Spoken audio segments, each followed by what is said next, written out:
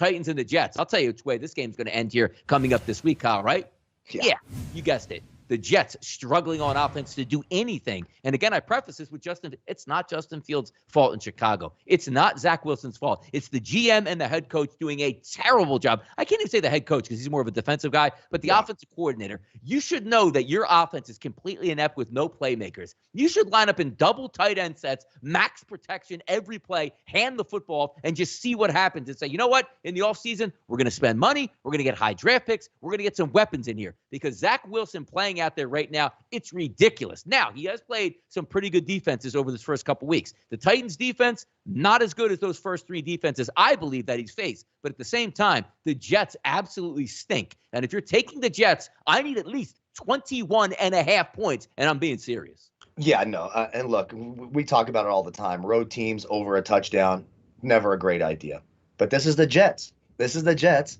They couldn't even muster a single point. Now, I know the Denver defense is good, but my God, 0 points. They've looked absolutely atrocious. Zach Wilson looks like Johnny Manziel at his worst. It does not look good. And you're right, it's not his fault. They're completely devoid of talent up and down the roster.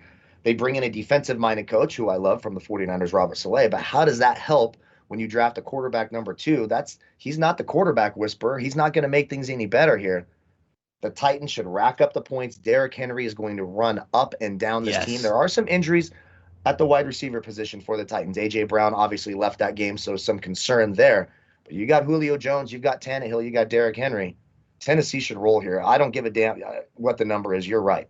Until I see anything out of the Jets, if this gets up to 12.5 or 13, I'll probably feel pretty confident and put that in my pick six. Right now, early in the week, it was when I looked at all the games, it was the one line where I'm like, okay, I actually feel pretty confident about this one. It might be the only one right now. It's a tough week when you look at some of these lines, but there's no way you can back the Jets right now. It's Titans or bust.